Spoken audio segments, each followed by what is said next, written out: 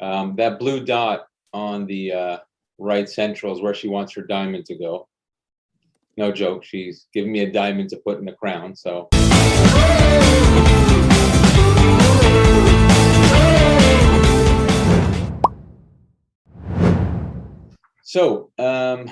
I'll give you a little history. This patient had her upper right central incisor replaced with an implant by an oral surgeon, well, I guess let's say a couple of years ago, and the time came to restore it.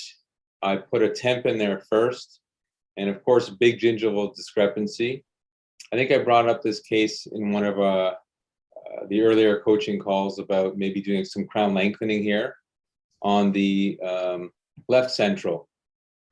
So that's what I did, and I was trying to remember, what I did, and I think I was a little bit too conservative in my flap design, not so much in my in the actual crown lengthening, because I didn't want to do a whole lot, and it's beside the implant, so I was very careful. But I remember the flap tearing right around that lateral incisor, and that's how it healed.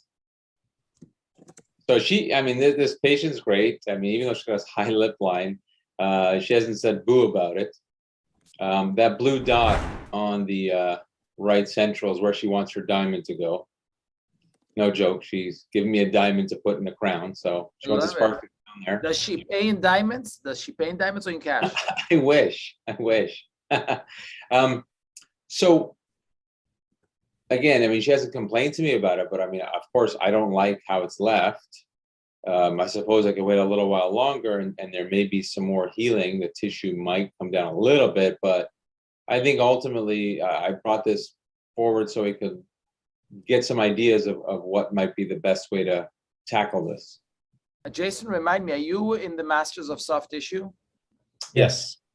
Great. Are you going to join us this Saturday for the legacy training in aesthetic surgery? Are you going to be available? Yeah, you didn't see the I didn't see the invite yet, but I saw earlier on this program. Yeah, so. you get the link and all that. The reason I'm saying I'm going to share a case like that happened to me because I tore the flap.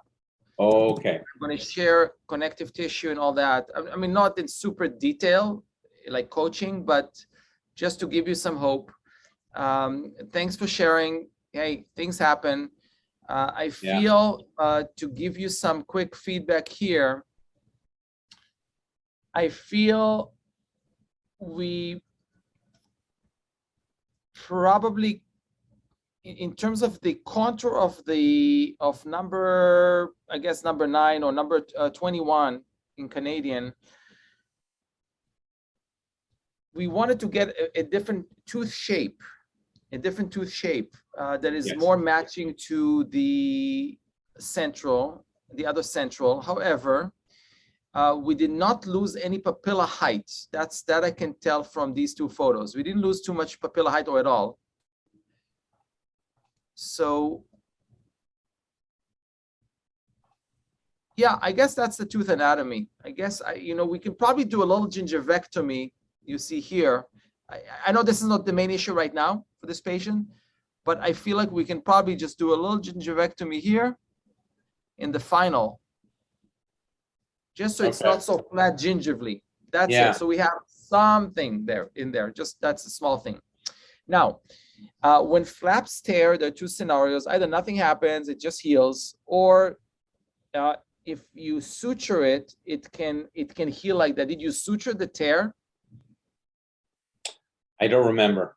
Okay, never mind. If sometimes when we suture the tear, they don't heal that well, because technically a tear is like a vertical releasing incision, an unintentional vertical releasing incision, which, hey, it happened to me on camera. Like I was doing a live surgery, and it happens.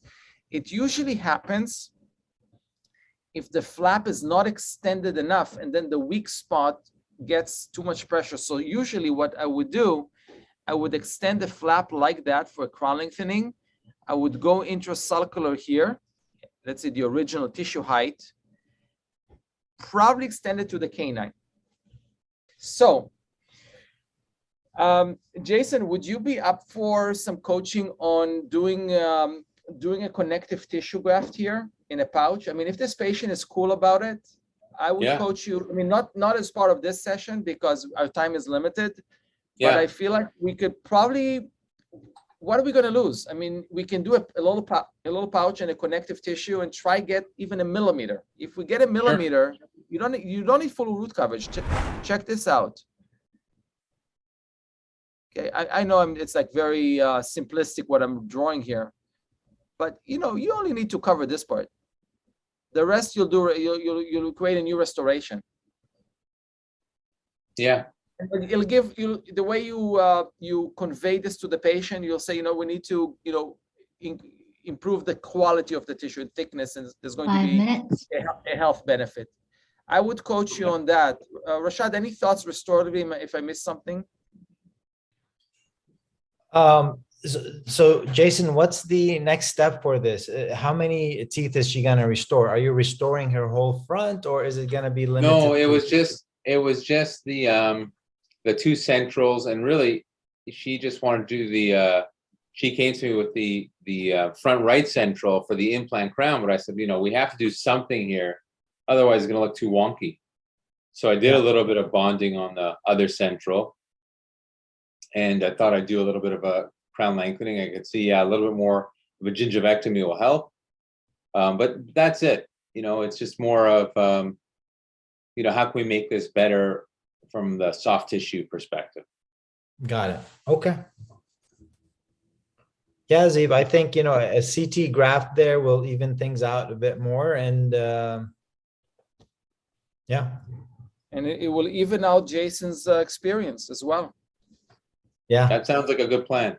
I think I'd like to coach you on that. And let's start with Saturday so I can share some similar cases where I lost tissue because of a tear, and how I did a graft later on. Not that I'm such a hero, but I think it's a great case to learn from.